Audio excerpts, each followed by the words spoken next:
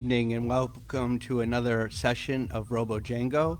And today I'm going to be talking about natural language processing and some of the things that RoboJango does. Before I begin, I want to discuss one robotic component that's been giving me a lot of trouble. This is a this here is a pentiometer, and as you can see, it's got like a little knob on it, and it turns. And what happened is I was taking these, and you use them in RoboJango's arm and his biceps to control how far it moves. And these are really sensitive, and I kept breaking them. So I got these more industrial versions of it.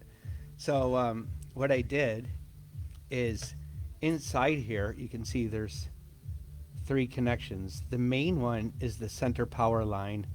The outside 2 deliver power as well, but this is where it all conglomerates right here on this center line.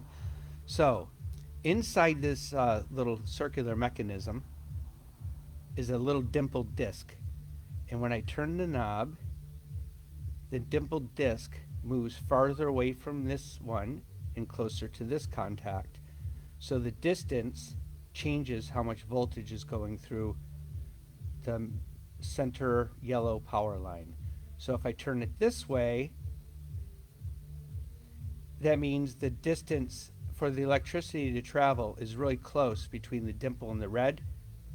And if I turn it the other way, now it's really far away from the red. So the power is going to go more towards this dimple. So as he turns his arm and raises and lowers his arm, you can see the little dimple moving. So I melted some, I soldered some wrong, I got glue in some of them, and now they seem to work really well. Just give a little shot.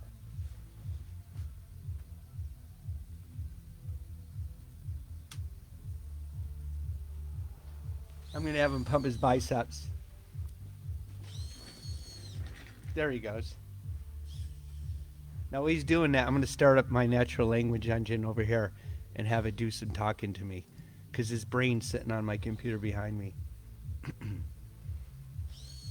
He's pumping his biceps.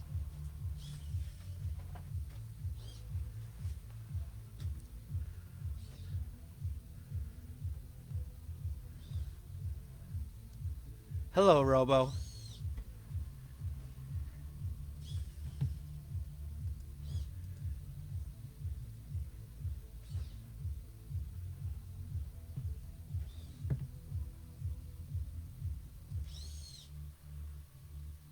I don't see him speaking, so let me try him again.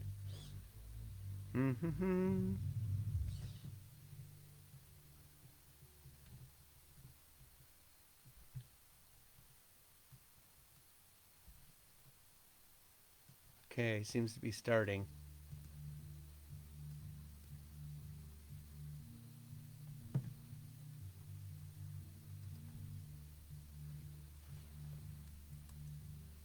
Hello.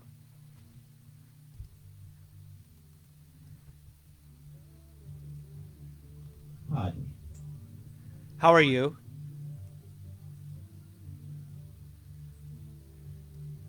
I feel good. What is the moon?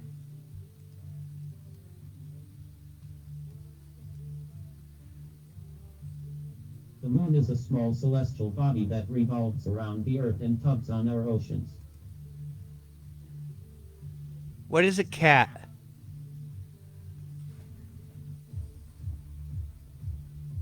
A cat is a species of Felis catus. What is a lion? A lion is a member of the carnivore order in the animal kingdom. What is a moose?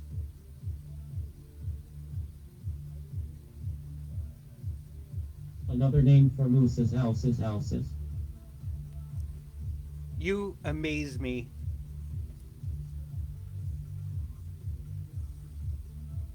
Thank you, Dad.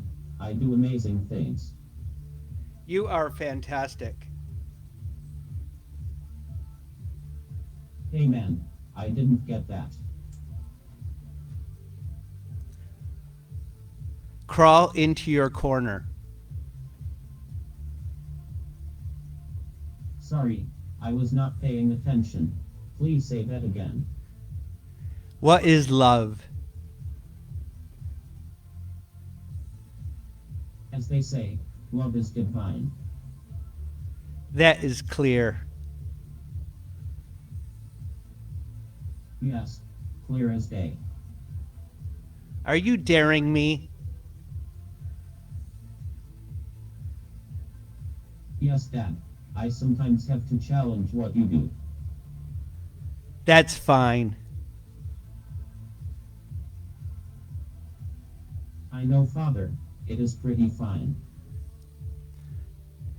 What is a rabbit?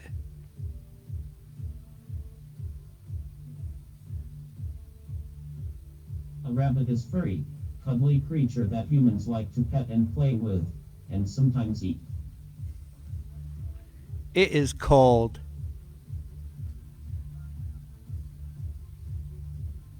Hey man, I didn't get that. You are cold.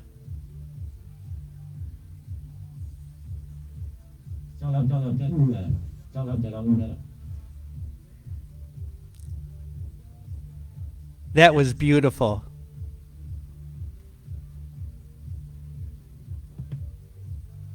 That is beautiful. I concur. Are you being a fool?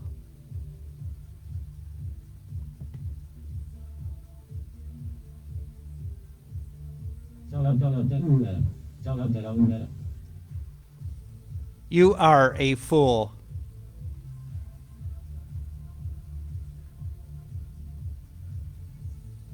Sorry, Dad. Sometimes I like to fool around.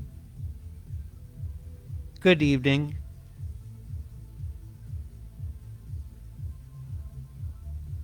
Good late evening. Who are you?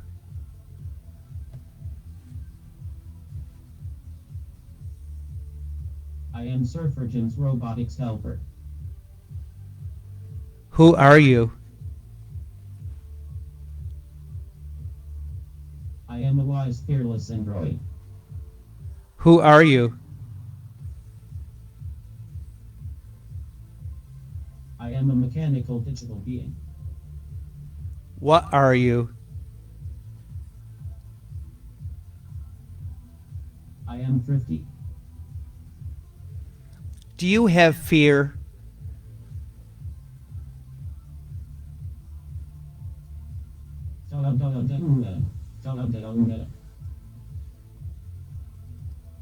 So basically, I have a lot of working components in here, from hate and fear, love, boredom, beauty, awesome, easy, fine, fool, great, greed, grief, happiness, hard, harmony. So I put in a bunch of properties that represent the human body, and then all the methods that we do, like love and hate and admire and amaze and walk and run, swim, bike. And those are categorized under like physical activities. So I built up a whole bunch of Java objects. Now back to natural language processing. So, you know, um, the measure of a natural language processing system pretty comes down to like the Chomsky grammars. There's type 0, 1, 2, and 3. So type 0 is like a Turing machine. It's infinitely capable of producing text that's infinitely large. And that's what I've accomplished here with my engine. Now type 3 grammars, type 2 grammars, and then type 1. So type 3 is regular, type 2 is context free, type 1 is context sensitive. What does that mean?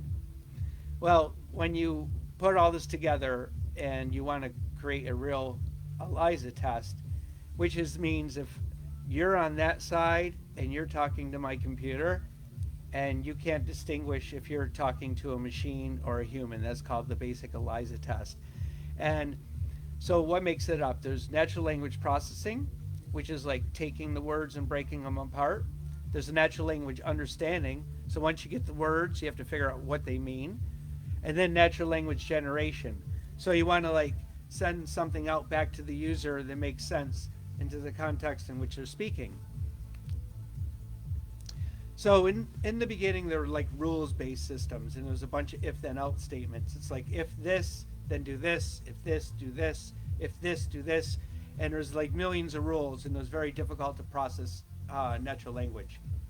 And then came classical learning, and there's parts of speech tagging that you get in like the libraries with OpenNLP and OpenNLTK with Python. And then there's different things you do. You like look at sentence length and sentence word occurrences, like specific word occurrences. And these are things you can use like a Bayes technique for inference engines and do training patterns. And the new models are using deep learning.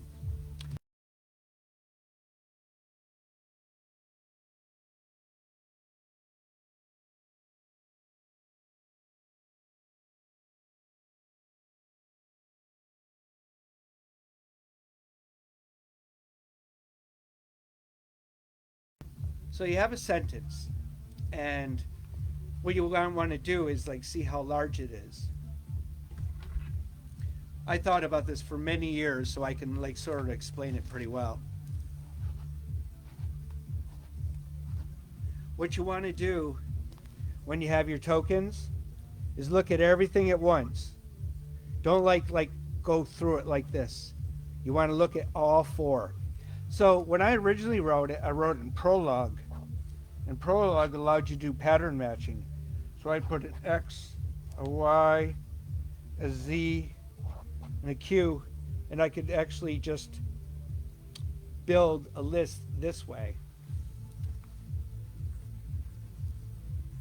But what you want to do is, like I said, you want to look at it all at once. So how do you do that in like Java or a standard language?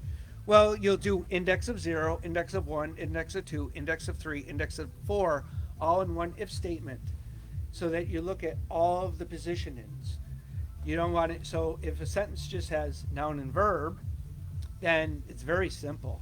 It's just the first position is a noun, second position is a verb. You could swap them. But when it's really based on the first thing you got to look at is word length, how many words there are. 3 words, now you may have an adjective or an adverb. 4 words, you may have a determiner, a complement object, direct object. So what do? Another thing you want to do is, like, I started writing this and I started looking at the pattern so I could look at it all at once. And then the sentence got infinitely large. Well, I didn't let it get infinitely large. I let it grow for a while. And then what I did is I said, okay, what's like a minimum words for a sentence? People don't ramble on forever unless you're like a professor who's really out there. Um, so what I did is I took a sentence and then I break it by ands and ors and buts, and break the complement sentence into discrete sentences. And that allows you to look at something that's like probably 20 in length, and then you can do your cases from 0, 2, 3, 4, because you want to look at everything at once. And this way, if you put your lexicon patterns around there, like noun, verb, pronoun, adjective, noun, verb, adjective, adjective, you can actually sum all your patterns up into like a pretty simple if statement. You don't want to rely all on that, but that gives you initial context for like words and positioning and how they can relate. So in OpenNLP, you take this and you run it through the sentence processor. It takes a paragraph, breaks it into sentences. Then you take the sentence, you break it into tokens.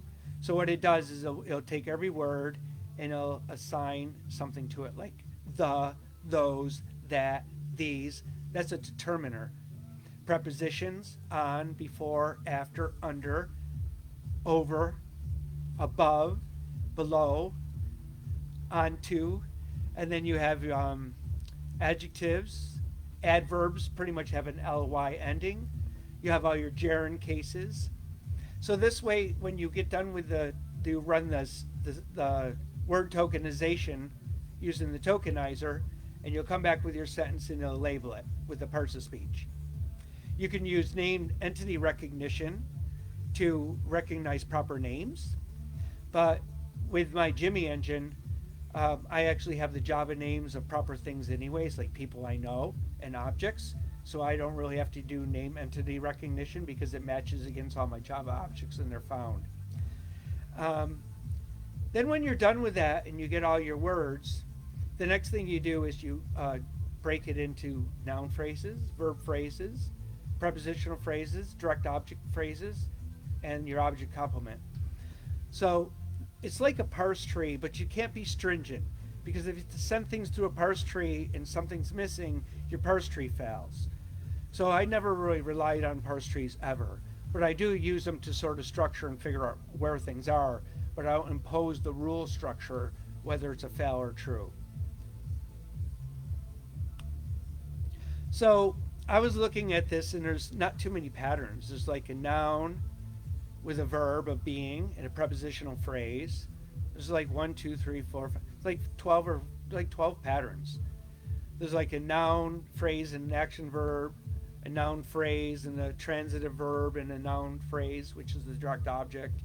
And what you do is you take these rules, and so now you have your words, and you're looking across them, and they're already tagged. And now you start breaking them into prepositional and noun phrases and verb phrases. And now you have those. So now what happens is you use your noun phrases and verb phrases to take the step further to get your context resolution on things that still are outstanding. What does that mean?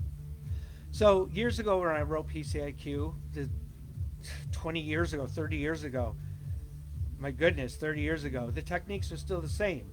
When I put in a word like clear, it came back, what you do is you take your word and you apply all the tags that clear could possibly be. And so clear could be maybe an adjective, like it's a clear day, or it could be a noun that is very clear. So if you see clear in a sentence, you hit it with a noun and you hit it with an adjective. And then later you look where it is. It is very clear. Well, you know that very isn't going to follow. What follows very is in a noun. So in that case, you'd find very clear. And that's an adjective modifying the noun clear. And so now you have your words, and then you break it into your phrases, and then you use your context resolution. And this is like sort of like a bag of worms concept. You build a vector. So for every word you have, you want to make sure you tag it with all the possible things it can be. And then what you want to do is build another vector, which is like an array of all the words that it sounds like. And then you could do another one, like phonemes and morphology. So you do that, and then you do things that sound similar, and then you do antonyms and synonyms. So you build up this collection around a word. It's like an airplane flying through the air, and you're a scientist trying to figure out how to hit it with something.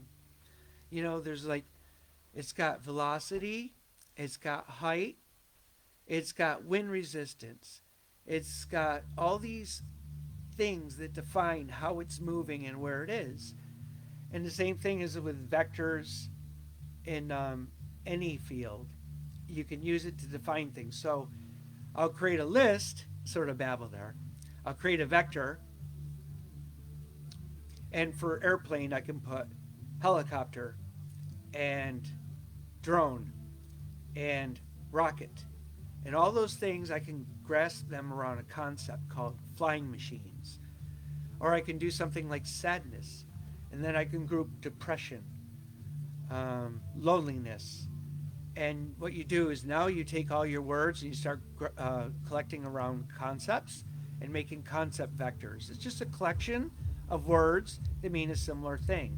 So this way, now when you're doing natural language understanding and you see a word, you can go out and look at antonyms for it. You can go out for words and look for synonyms for it, and it becomes useful in natural language generation. You want to say it was a pretty bouquet. It was a pretty colorful bouquet. It was a fragrant, colorful, beautiful bouquet. So what is that about that comes back to grammars. What makes a zero getting the golden star? What happens is if an engine can keep on adding adjectives and keep on adding adverbs, that means it can infinitely generate sentences of infinity. And it could also do noun substitution. So what you want to do is create like a sentence that has all variability in it and that it creates an infinite number of combinations, and it can always do that by just adding another adjective or another adverb or another noun in the proper place. So therefore, this engine is on its way to doing that. It's getting a little late. I've discussed some topics. I'm going to throw up some slides, but I just wanted to demo some of the capabilities of Robo and what he understands. He's got objects about all the world, and then he has emotions. And as humans, we attach emotions to objects in the world. Like, I like Robo. I do not like cold rain. I like my dog. I do not like the neighbor's dog that bites. So what I can do is I can store all this knowledge into all these objects and give them characteristics. And then when I query my system, it can give me very accurate results because it's actually working on Java objects and the relationships between the Java objects that are dynamically created. I'll get back to more on that. I know it's a little confusing, but I'll hit it again. Have a good evening. Take care.